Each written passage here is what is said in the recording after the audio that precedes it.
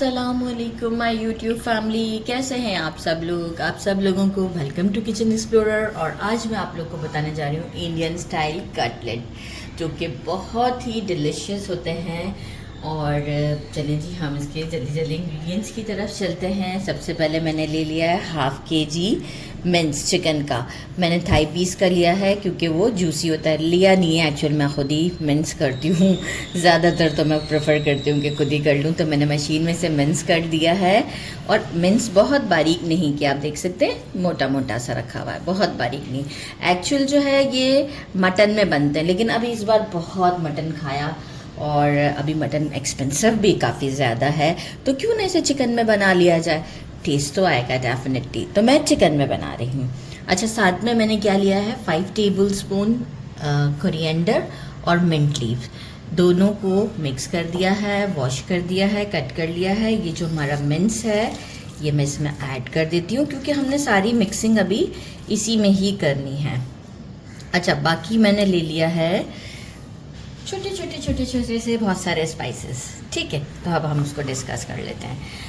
1 tablespoon roasted कुटा हुआ धनिया, अगर आप पिसा हुआ भी लेंगे कोई इशू नहीं है। रोस्टेड 1 टेबलस्पून पिसा हुआ ज़ीरा, एक्चुअल कुटा हुआ ही है। 1 tablespoon chicken powder, half teaspoon regular red chilli powder, 1 teaspoon भर के लिया है हमारा कश्मीरी लाल मिर्च। अच्छा, ये मैं जिसे टीस्पून कह रही हूँ, ये जो हम लोग नॉर्मली घर में यूज़ कर रहे हैं ना, उसका है ये।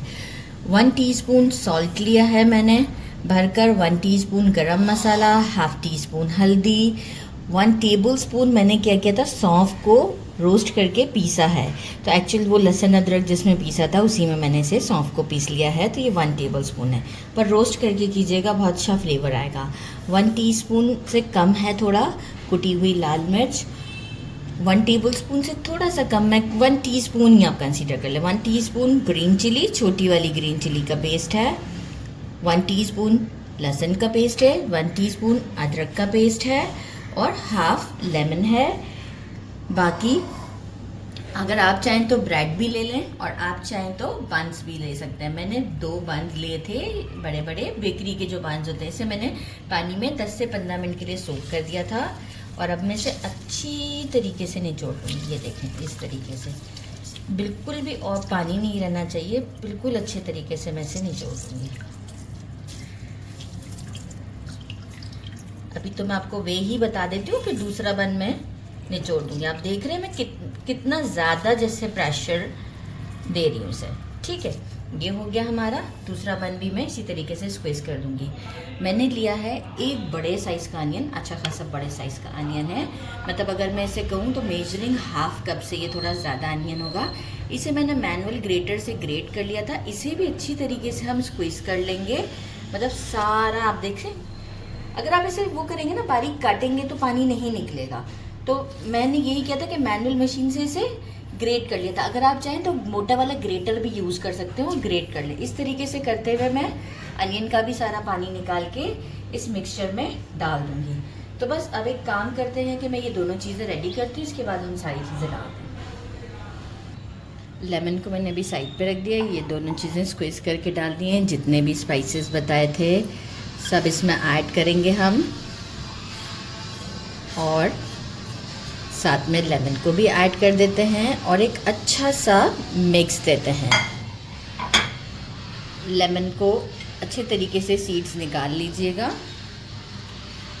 और इसे मैं एक अच्छा सा मिक्स देती हूँ और आपको शो करती हूँ। मुझे लग रहा है शायद बोल चेंज करना पड़ जाएगा, छोटा लग रहा है।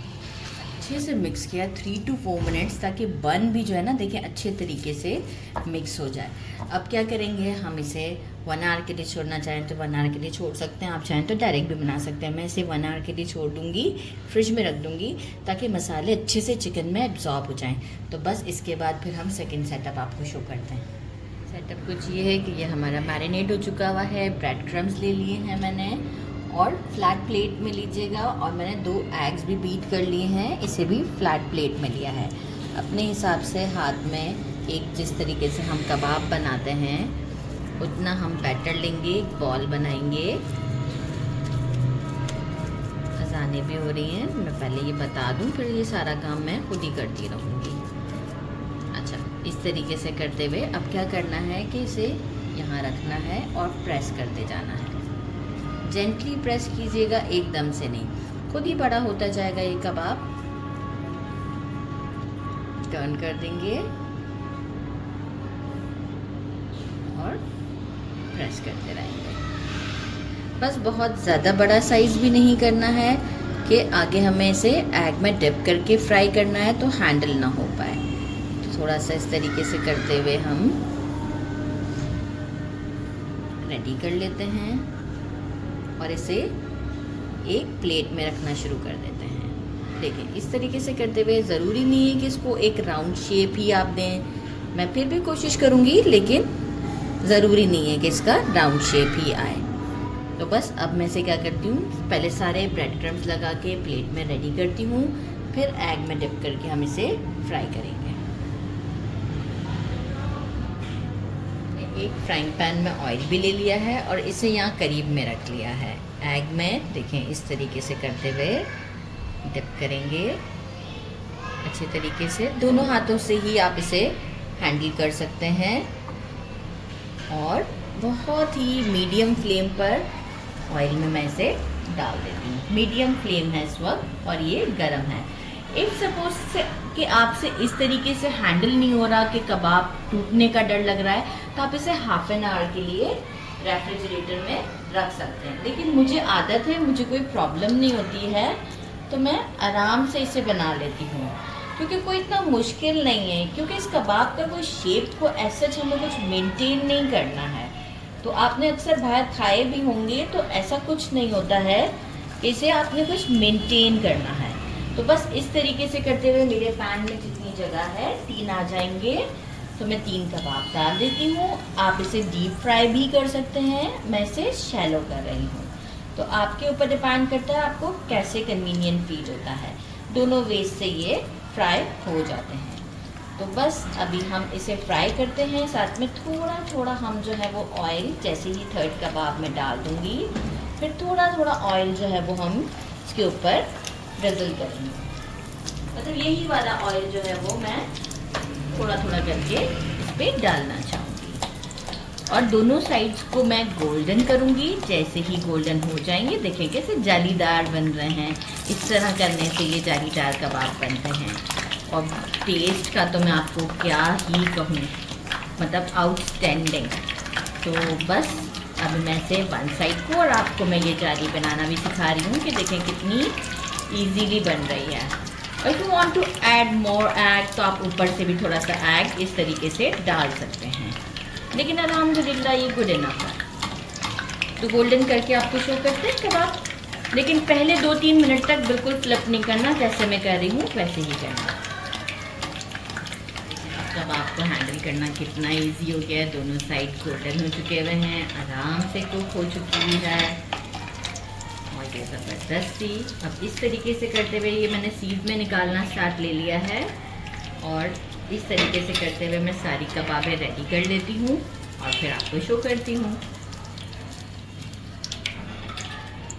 सारे रेडी करके डिश आउट कर दिए हैं। टोटल 10 बने हैं। अगर आप काउंट करेंगे तो कहेंगे 9 क्यों हैं। बनाते बनाते कैमरामैन ने एक खा लिया। तो और मैं आपको ट्राई करके बताती हूँ। ये देखें कितना इजी टू हैंडल है ये, उस वक्त कितना डिफ़िकल्ट लग रहा था। ये देखें ज़बरदस्त सा कबाब हमारा रेडी है, और मैं इसे आपको ट्राई करके बताती हूँ विद चिली गार्लिक डिप। बिस्मिल्लाहिर्रहमानिर्रहीम। वो जो स्ट्रीट स्टाइल में हम जो खाते हैं ना, बिल्कुल वही टेस्ट है। इनफैक्ट मुझे उससे थोड़ा ज़्यादा अच्छा लग रहा है टेस्ट, मतलब बहुत ज़बरदस्त है। ज़रूर ट्राई कीजिएगा। हर चीज़ परफेक्ट है, हर चीज़ परफेक्ट है। ज़रूर ट्राई कीजिएगा। मुझे ज़रूर कमेंट में बताइएगा अगर ट्राई किया तो। मेरे चैनल को लाइक और सब्सक्राइब करना नहीं भूलिएगा। अपना ख्याल रखिएगा। अल्लाह हाफिज़।